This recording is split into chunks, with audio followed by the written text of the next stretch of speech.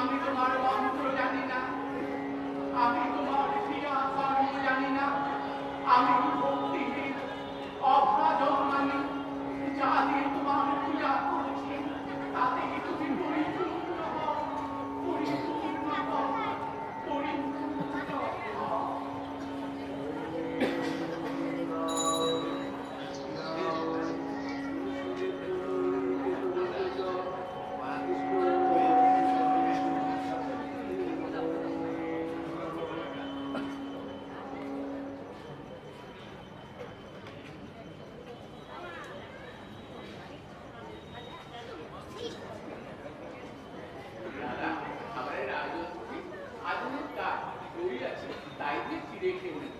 ভালোই হবে, আমারও অনেক কাজ ঠিক আছে দাদা।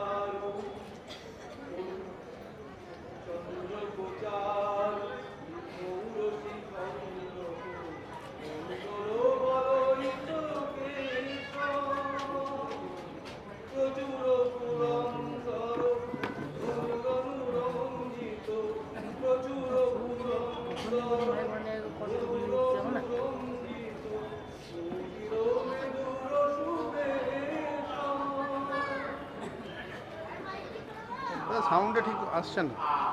সাউন্ড আসছে তো কিছু হুম, ও মাইক্রোফোন বলতো বলে সাউন্ডটা একটু হয়ে যায়। সবই তো তারই ইচ্ছে হয়।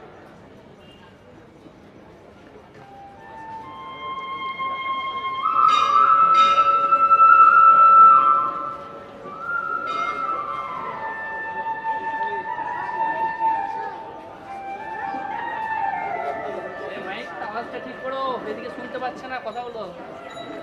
মাইক আওয়াজটা ঠিক করো, খুশি আওয়াজ আসছিল।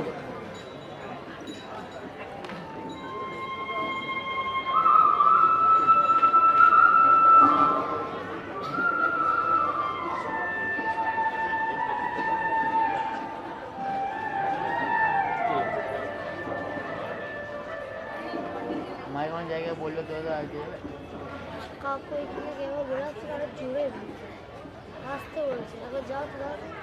এটা কি হলো বে কি বলে কি আমি বলে আসছি সবাই বলছি তুই বল তুই বল।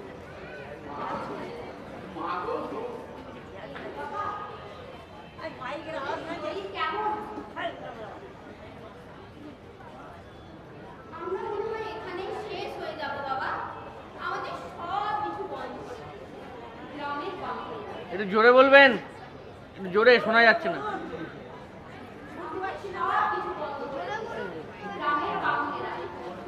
করার কাছে করার কি না বুঝলে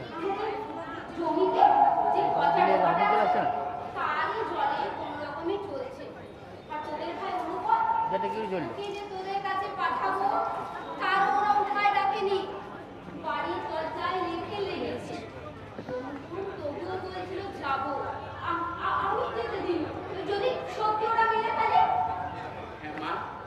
তুমি ঠিকই করেছো, তোমাদের দুর্দশার কথা গতকালই শুনলাম। গ্রামের পড়ার কামা ডাইতে চলে গিয়েছিল ওদের বিবাহের জমির আপেল নিয়ে, ওই হলো তোমাদের কথা। তাই আজ আমি ছুটে এসেছি মা। মা, এই পেটিকাতে কিছু খাদ্য শস্য আছে, তোমাদের আর কষ্ট করতে হবে না, আর কষ্ট করতে দেবো না মা। আচ্ছা মা, ওরা কি কেউ বাড়িতে এসেছিলেন না কাউকে কিছু না বলে? হ্যাঁ, বাচস্পতি মশাই এসেছিলেন। উনি ঠিক এখানে দাঁড়ালেন। আর আমি দরজার ওপাশে।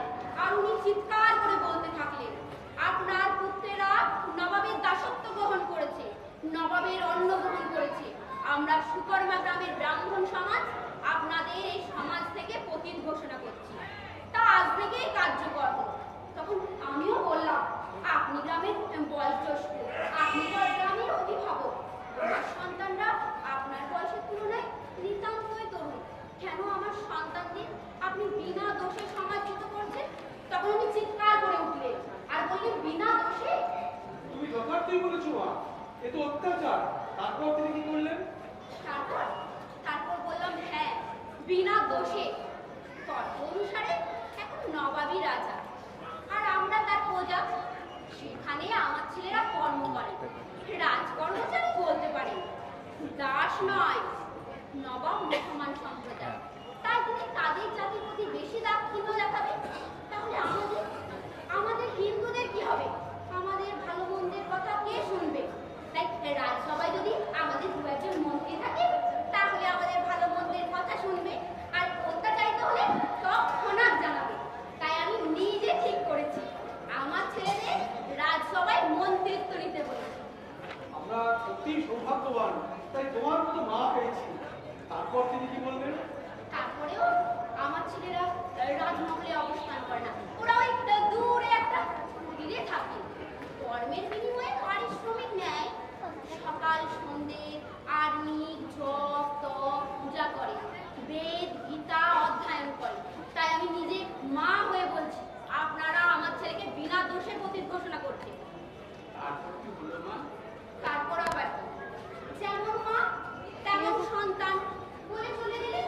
ঠিক আছে মা, দাদা আর আমি ঠিক করেছি আর এই সুকর্মা গ্রামে থাকবো না। আমরা রাত ছেড়ে চলে যাবো। তোমার অনুমতি চাই মা, অনুমতি দাও। তাই চল বাবা, বৌমারাও খুশি হবে। শেষ কটা দিন শান্তিতে থাকতে পাবো। নারায়ণ নারায়ণ, দয়া করো প্রভু।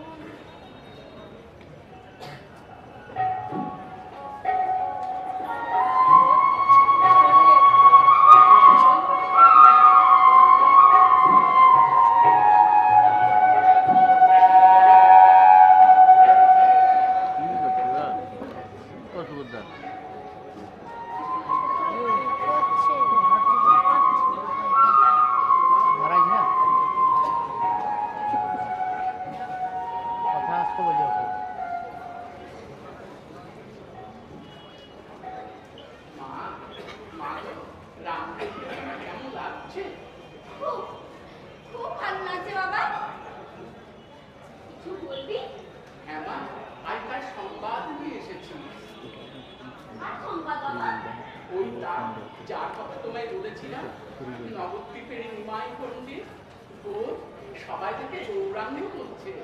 হ্যাঁ হ্যাঁ, আমিও যে তার কথা ভাবি। সে যে আমার নরনারায়ণ, গৌর বর্ণ, আয়ত চক্ষু, আজানু হস্ত, কেশব কুঞ্চিত দাও, সব বড় বড় পণ্ডিতের মাঝে কি বিনয় নিয়ে বসে আছে, অথচ তিনি সর্বশ্রেষ্ঠ বিদ্বান। আহা, যদি তার একবার দর্শন পেতাম। মা, আজ যার খবর পেয়েছি, রাতের রাত অন্য গুরু, তিনি আর তর্ক করেন না। তবে কিছুদিন আগে তার পিতৃবিয়োগ হয়েছে, তাই তিনি পিণ্ডদান দিতে গয়া গিয়েছিলেন। সেখানে বিষ্ণুপাদ পদ্ম দর্শন করে ভাবা অভিষ্ট হল। তারপর সাক্ষাৎ পান স্বামী ঈশ্বরপুরী। স্বামী ঈশ্বরপুরীর কাছে তিনি শিশু গোপাল অষ্টাদশক্ষর মহামন্ত্রে দীক্ষিত হন। গুরু মন্ত্র নেবার পর নবদ্বীপে ফিরে আসেন। কিন্তু নবদ্বীপে কে যেন এক অন্য নিমাই, তার আর পাণ্ডিত্যের অভিমান নেই। তিনি আর তর্ক করেন না, এমনকি তার রচিত ন্যায় শাস্ত্রের পুঁথিগুলি তিনি জাহ্নবীর পবিত্র জলে বিসর্জন দিয়েছেন। মা, তারপর তিনি কি করলেন? তিনি এক শিক্ষা অভিমানী মহাপণ্ডিত থেকে ভাবময় কৃষ্ণ ভক্ত হয়ে গেলেন। মায়াময় মুখে তার কৃষ্ণ নাম হরি বল হরি বলে ধ্বনি। নবদ্বীপের পথে পথে কোনো জাতের বিচার না করে তিনি সকল মানুষকে বুকে জড়িয়ে ধরছেন, বলছেন হরি বল হরি বল। চণ্ডাল নিধিল শ্রেষ্ঠ হরি ভক্তি পরায়ণ।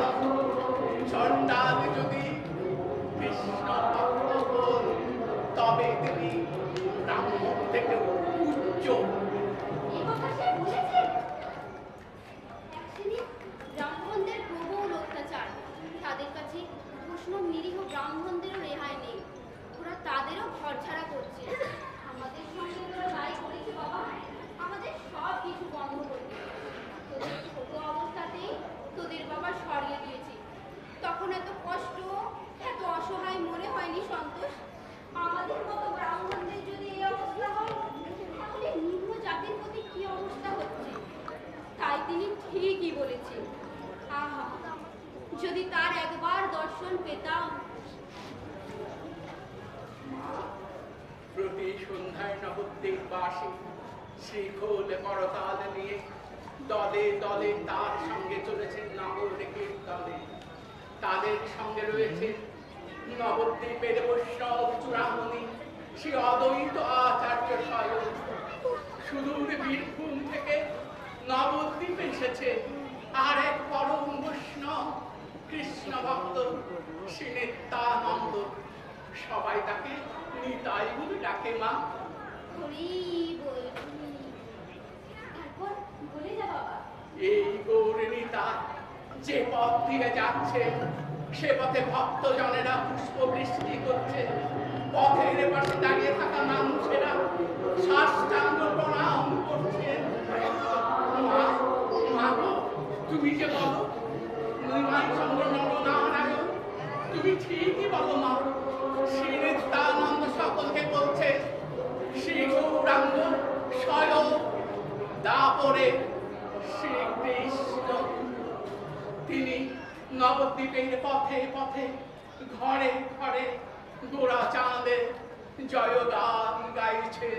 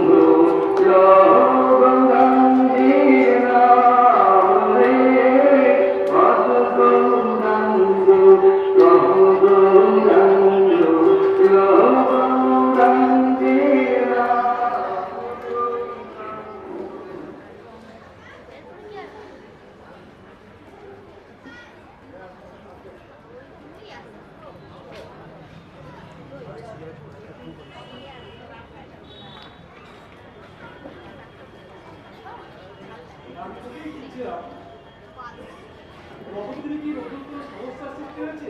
নবাব বাহাদুর কাজী চাঁদের ব্যাপারে কি বলছিলেন? এই বিষয়ে তুমি কি কিছু জানো দাদা? না, আমার তেমন কিছু জানা নেই, তবে কানে অবস্থা শুনছিলাম কাজী চাঁদ যার উপরে নবদ্বীপের আইন শৃঙ্খলা রক্ষার দায়িত্ব, তিনি গৌরাঙ্গের নগর কীর্তনের উপরে নিষেধাজ্ঞা জারি করেছেন আর তাদের সেখানে পরিস্থিতি ভয়ানক আকার ধারণ করেছে। এর বেশি কিছু আমার জানা নেই, তার কি বিচার? নবদ্বীপবাসী শ্রী গৌরাঙ্গের নেতৃত্বে প্রতিদিন যে নগর কীর্তন করছেন, ঔচ্চনী সকল জাতের মানুষকে সেই নগর কীর্তনে শ্রী নিত্যানন্দকে ভাবে সামিল করছেন, তাতে ওই গৌরব ব্রাহ্মণেরা হিন্দুদের সম্মিলিত জোটকে ভয় পেয়ে কাজী চাঁদের কাছে নালিশ জানায়। ইসলাম ধর্মী কাজী চাঁদ হিন্দুদের জোটকে ভেঙে ফেলার জন্য নগর কীর্তন বন্ধ করে দেন। এই ব্যাপারে নবাব কাজী চাঁদ কিছু আদেশ করেননি? আমার যতদূর মনে হয় দাদা, নবাবের অশিক্ষিত নির্দেশ আছে যে হিন্দুদের মাথা ওই গোড়া ব্রাহ্মণদের স্বার্থ প্রথমে রক্ষা করতে হবে। কারণ শাসকের নীতিই হচ্ছে প্রজা তথা জনগণের মাথার উপরে বসে থাকা কতিপয় মানুষের স্বার্থ রক্ষা করতে পারলে বিনা বাধায় অতি সহজে নির্বিঘ্নে রাজকার্য ও প্রজা শাসন চালানো যায়। তাই কাজী চাঁদ নবাবের নির্দেশের অপেক্ষা না করে নগর কীর্তন বন্ধ করতে আদেশ দেন। তারপর কি এমন ঘটলো যে নবাব বাহাদুর তোর সাথে বেশ কয়েকদিন ধরেই কি একটা পরামর্শ করছিলেন? এতদিন তুমি তো মন্ত্রী সবাই আছো দাদা, তাই তোমাকে বলতে না এতদিন হিন্দুদের মাথা ওই গোড়া ব্রাহ্মণেরা সাধারণ হিন্দুদের বুঝিয়ে আসছিলেন যে তোমরা তোমরা নিচু যাও তো বলে ঈশ্বর তোমাদের থেকে অনেক দূরে অবস্থান করেন। যদি তোমরা ঈশ্বরের দয়া ও আশীর্বাদ পেতে চাও তবে তোমরা আমাদের সেবা করো। কিন্তু এই সময় শ্রী গৌরাঙ্গের আবির্ভাবে ওই গোড়া ব্রাহ্মণদের পায়ের নিচ থেকে হিন্দুদের নেতৃত্ব দেওয়ার মাটি সরে গেছে। পৃথিবীতে যখন প্রজাদের উপর অত্যাচার করে কোন সাম্রাজ্য বেশি দিন চলেনি, ঠিক তেমনি ধর্ম সমাজেও সমাজপতিরা সাধারণ মানুষের উপর সারা জীবন ধরে অত্যাচার চালাতে পারে না। যখন অত্যাচার সীমা ছাড়িয়ে যায় তখন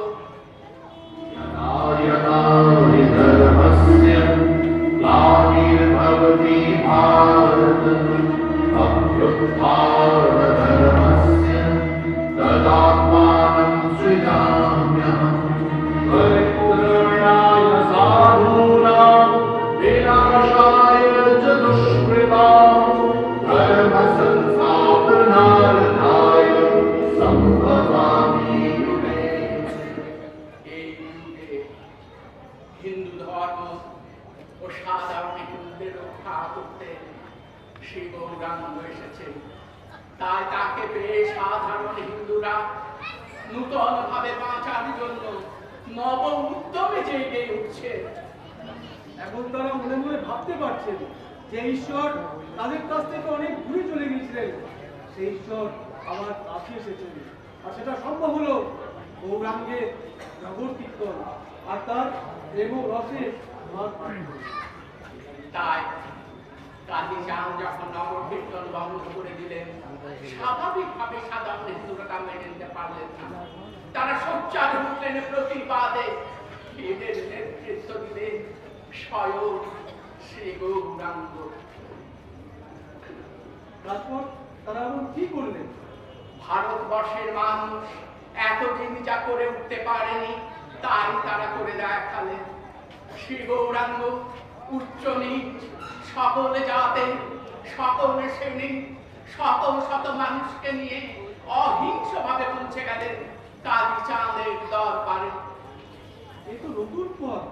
আমি স্পষ্ট দেখতে পাচ্ছি শত শত নিপীড়িত মানুষ তাদের অধিকার অর্জনের জন্য রাস্তায় নেমেছে। আর তাদের নেতৃত্ব দিচ্ছেন কে? স্বয়ং মহাপ্রভু। আহ আহ এদিন অহিংস সাম্যবাদ আন্দোলনের বীজ বাংলায় তথা ভারতের মাটিতে রোপিত হল। কাজী চাঁদ বুঝেই উঠতে পারেননি আন্দোলন এমন ভয়ঙ্কর রূপ